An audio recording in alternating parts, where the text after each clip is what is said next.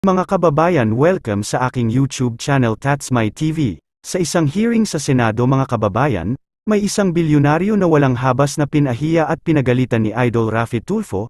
Masasabi nating matapang talaga itong Senador Tulfo na ito. Kung bakit, panuuri na lang po natin at malaya po kayong magbigay din ng inyong mga reaction. At kung bago pa kayo sa aking channel, huwag kaligtaang mag-subscribe, mag-like at pindutin ang notification bell para hindi kayo mahuhuli sa mundo ng politika. Okay, panuorin po natin.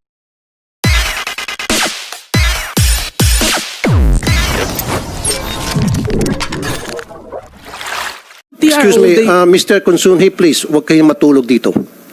Please, wala kami binibebe dito. Hindi porket bilyonaryo ka, tutulugan mo kami. Don't do that. Pambabastos siya. Hindi pa ako natutulog. No, nakita kita, tutulog kayo. Huwag ka. Meron dito mga naapin empleyado na napakatagal na.